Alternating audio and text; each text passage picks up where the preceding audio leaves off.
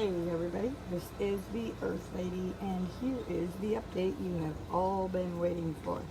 We're going to give you a quick, brief update on the animals, and then we're going to update you on the worm bin. So here are our birds, and you can see they're doing really well. I'm not sure if you can see in the nest or if it'll even focus. Nope, it's going to go view. But inside that little nest right there, we do have one baby bird. So we're waiting for it to actually grow enough wings and feathers to come out of the nest. Yesterday, it finally opened its eyes. So we have a baby bird again. We also found out that if you see, these are the fishies. There's our goldfish. One actually got sick and died. So if you see, our tank water looks a little green. I actually had to use some chemicals and treat the tank for fungus. So this is 3 days in. Tomorrow we change 20% of the water, and then they will be back to normal. Down here you can see all of our baby male guppies, and they're not really babies, they're just small. These are full-size male guppies, and these are the ones we put into the tank to eat the mosquitoes, and now we put them back into their home again. We removed all of the plants from the goldfish tank in order to treat the goldfish. So we have lots of house plant, some moss. As you see, I'm pulling the moss up so that it turns brown and dies. As soon as it's brown like that, then I can start harvesting it and use that in with our soil. So there's all of our houseplants, and their roots, as you can see, are doing fantastic. And then that one way down there is, well, there's one fish tank plant there, and there's one in that brown bucket. And then that one over there is just now finally starting to thrive and grow again. The plants, I guess, are a little bit more difficult to tend to. And then this one here you can see is also blue and cloudy. We just treated this. We want to make sure that all of our fish are good and healthy. Since we did have a fungus issue, we are treating all of them. And I don't know if you can see in the net up there, you can see them wiggling around. Those are our 3 mommies. They are not impregnated right now, but that's okay because, again, they are being treated for fungus. So that's part of the... we're going to get you all seasick now. Sorry, guys. Yeah, that's part of the issue that you can run into if your tanks get stagnant, or if you get a lot of sun beaming into your tanks, then you will end up with fungus. Sometimes you'll end up with ick. You know, the filter that's on the goldfish tank is a very big filter. We were lucky to have that given to us, and we have not had the money to buy new filters for it, so I've been reusing them and cleaning them to the best of my ability. Now, for what everybody has been waiting for, here is the worm bin. And of course, Mr. Banks wants to check it out too. So we're going to turn you around here, see if we can't sit you up, and I'm going to show you a little bit about the worm bin. Now, the worm bin we're going to do in segments, and the reason that I'm going to do videos on the worm bin in segments is so that you'll be able to watch the full thing. I'm not sure how to work all these gizmos and put these things on pause, and I don't have the knowledge yet on how to tweak videos and cut and copy and paste and all that fun stuff. I'm hoping to run into someone who knows that stuff and is able to do it for me, since I'm extremely busy and have my hands full. So with that being said, we're going to shift this bucket. Come on, Binks, get out of the way. And we're going to show you our worm bin. So it comes with a pamphlet, and I'll explain that in the next video. But it comes with a how-to. It does come with the lid that sits on top so that all the food goes down to the bottom. Our worm bin also came with a cute little thing that tells you how to keep it moist and everything. It came with some sort of a scraper. I'm not exactly sure what the scraper is for, and you guys can only see my head because I don't really have this set up for a good filming area. So also in here we got a paper bag full of shredded newspaper, and this is just to get the worm bin started. Now most of you that follow me already know I have a worm bin started, so some of this we will utilize in this worm bin just to get them good and started and situated comfortably. The rest of it we'll wait and use in the future. When you do get a worm bin, you get a plank of coconut core, which helps with bedding and moisture so that your worms don't dry out. If your worms get dry, they die. Okay, here is some pumice that came with it, and then all of these, there's 1, 2, 3, 4, 5. So I have 5 bins that we're going to utilize as our worm bins. The bottom one is the 6th one, and let's see if I can shift you down here a little. Okay, so we got the legs. Don't pause on me. Okay, so these are the legs, and it's a hollow piece. And then you have this one here, the bottom bin. This bottom bin, and I'll take this apart and let you see it in a minute, but the bottom bin is the same as all of the other 5 layers, and they are all have holes in them. This is so your worms can go in and out and shift from the top to the bottom. Okay, worms don't like sun, so whenever the sun is, or if I open this or the sun beats down on it, they will automatically start going towards the bottom where it's dark and cool. They also do not like to be too cold. Anything under, I think it's like 35 is classified as freezing, and that slows down their productivity. It also slows down your food composting, and they'll curl together into more like a ball. They'll stay together in a ball, similar to any other kind of reptile, where the worms will use their body heat and the heat from the compost to keep warm so that they don't freeze. You don't want your worms, Binks, you don't want your worms hotter than 80 degrees. 80 degrees is almost too hot. You'll start cooking them. You don't want cooked worms. That's never good. That kills them too.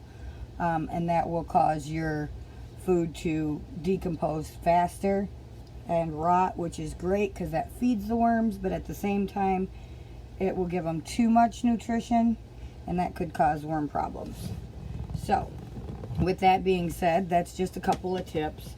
Now, like I said, all 5 of these layers all have the holes in the bottom, as you can see. And I didn't really set up this area for filming, like I said. So after you get the bottom tray on, here's the legs. You screw the bottom tray on with 2 little screws, and then you put your drain in there. This is the drain.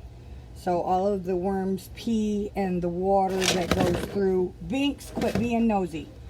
All the water that goes through will come down through here. This is where you're going to get your worm tea and your water. And then you put the spigot on. I don't know if you can see. Yeah, there you go. You screw the spigot in. It holds the 2 together. And this is where all the juices are going to come out. Now, once you get that far, and Mr. Binks, of course, has to be all up in it. something new. He's been checking it out for 2 days because I had it 2 days ago. So now that I'm taking it apart and I'm in here, he's got to see everything and be a part of the video. That's Binks for you. So after you get the drain bin in, then what you're going to want to do is put one of these 5 trays on there, and it sits on there really nice. You can see it sits up quite a bit. That gives you plenty of room. I'm hoping that you can see this well, but that gives you plenty of room here for your drainage. Here's your spigot down here, and then this will be the first bin that we'll have all of our compost in.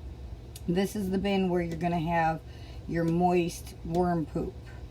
Okay, at first when you start this, now see, like I said, we already have a worm bin going, and with more research, when I took some of the soil out at the bottom with the juice to start all of our crops over at Granny Bev's, it did have quite a bit of a stench. That's because we have it in a tote where it doesn't have the air circulating, so you're going to have that smell. That's kind of why we purchased this worm bin. And so now this will have plenty of aeration in it. It will not smell. It'll take a couple days to get the stench out, but I got a diffuser for that and essential oils to smell up the house to make it pretty. And it cleans the air. So that's a whole different subject. That's part of the Relentless Growth Earth Ladies Adventures. Actually, it's the Earth Ladies Adventures shop. So if you want more information about that and the items we have available right now, leave a comment below, information on shop, and I will get that to you. So you put your first bin in here, and then you're going to put a mixture, and this goes for any bin that you start. You're going to want to mix the cocoa core, and this you have to get wet. Make sure it's nice and moist. You don't want it to where, I'll have to show you a video. I'll do a video on that later. But you want this wet, just like the soil when you start planting your crops. You want your soil wet and moist, but you don't want it to where you can pick it up and squeeze it and it wrings out. You do not want your soil saturated. 1, you're going to drown your worms, because worms can drown. 2, when you use that soil, then you'll end up drowning your seeds if you're starting from seedlings. And if you are using the soil as to put your actual seeds, not the seeds, they're called sprouts. Once you get the seeds established and they got some green to them, if you put them in the soil that's too saturated, you'll drown them and you'll get root rot. So you don't want that. So it comes, like I said, it comes with some pumice. This is to put space in between the newspaper and the cocoa core. We already have a bunch of soil established. In a minute I will show you that, and then I'm going to do another video here, because today is the day that we're going to start transferring our worms out of the tote into the worm bin. With that being said, it is a process that takes a bit of time, and the reason for that is because I've got them in a tote, and we've got compost and everything in there. And I'll turn you around just so you can see the tote right now. It's covered, but that red tote is what I have the worms in. So with that being said, there's your first update. I'm going to go ahead and rearrange this cat room a little so I have some space and somewhere to put the gizmo so that we can record it.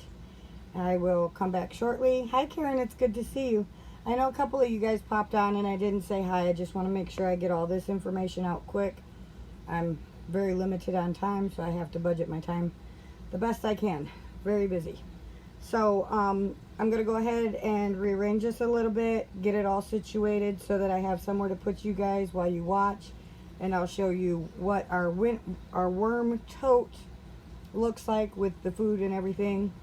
And we'll start transferring those into a couple of these trays and get them all situated. Hopefully by the end of the day we'll have the worm bin more together, and I'm hoping to have them all in the worm bin and everything situated, start to get that good and gone, and that way we can watch as the food decomposes. So that's just a quick update on what's going on. If you want more information on the cool stuff that I got for the shop, let me bring you back in here. We got lots going on. Here's my sign. I did post a picture of it on the Facebook. This is what we have available right now. This is our shop, the Earth Ladies Adventures. We have that pocket diffusers. Those are pumice rocks that you carry in your pocket that I can scent. Those are the raw ones. I have them with and without the scent, so if you don't want it with a fragrance on it, let me know. We have portable diffusers in both necklaces and wearable bracelets. I just got some pumice balls small enough for portable diffusers, which I did not spell that right, bracelets or earrings. I do have a couple of oils already made for hand rubs. Those are going to be a citrus to kill and sanitize. Foot rubs are going to be with the lavender and peppermint. That's to soothe you and help you go to sleep. I do still have tarot card readings available. You'll have to message me and we'll work out a fee for that. It's quite fluctuating according to what you can afford. Healing crystals, we're working on getting those very soon. And the rose water for an organic perfume will be available soon as well. We have a beautiful rose bush out front that after I get the worms situated in their worm bin, all of our roses right now are starting to wither because of our heat. So I'm going to prune them back. I'll do a video so you can watch how we chop them up real nice, put them into the worm bin for food.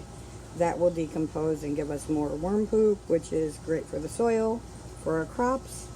And then when we harvest the roses, I will try and do a video and show you how to create rose water, and that is great for a fragrance, so you don't have to use man-made fragrances for perfumes.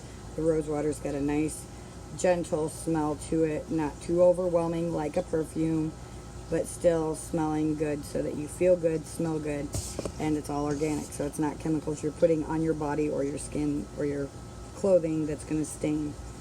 Another quick FYI, if you see those 3 boxes right there, yeah, I'm still learning this part. Anyways, those 3 boxes up there are my little kits we picked up from Walmart. Those are my microgreens and one type of mushroom that we're going to grow here in the house, and I'll do videos on that here before too long too. My big thing is I need to get those worms into their regular, the right worm bin, get it aerated properly, and be able to harvest that. We're going to harvest the juice, mix it in with the fish poop water, and water our 3 to 4 foot tall tomato plants. When I make it over there again today sometime, I will do a video so you can see how big they're getting. They're ready for new fertilizer, and so once we get the worms situated, we'll be able to get proper juices into the water to water them and fertilize them so that they have a fantastic first fruit. So like I said, with that being said, I've got a lot going on, so many things. So I'm glad that I had the time to update you guys on this. When I get back, like I said, when I get back over to Granny Bev's, I'll update you on how big our tomatoes and everything are growing over there, on our baby guppies, because we just got them into their very first tank, and show you more of the shop. We are working on creating some lotions for you guys that will be available in the shop. The thing we're worried about is we want to make sure that anything that we do create does not end up molding or having a bad effect on anyone. So we're playing it safe and delaying on a lot of the lotions and soaps, shampoos, and conditioners until we know for sure that we've got a good product that's not going to mold or cause any harm. So with that being said, we also have some citronella that I'm hoping to get into a lotion for this spring. And we're going to start out with a spritz because we know that that's going to be safer, and I know that won't mold as fast. So, you know, we're just trying some stuff out. It's all organic. We're not adding any preservatives. I'm not using anything artificial. So with that, I thank you for all tuning in and watching. I hope you enjoyed this update. Stay tuned because before too long I will be showing you the part 2 of the worms and how we're maneuvering them around. And just so you know, guys, I have down to water now. I'm down to drinking 2 pops yesterday, and I had a caffeine headache. So we're playing it safe and sticking with 3 cans of soda pop right now so that I don't get the headaches. We're tweaking our diet for a healthier, better nutrition that way and everything. So, hi Corey, thanks for watching. I love you guys. Thank you all so much for your dedication, your following me, and having faith and watching as I succeed or fail. So, I hope you all have a fantastic Super Saturday. I love you all, and I will be back shortly. Ciao now.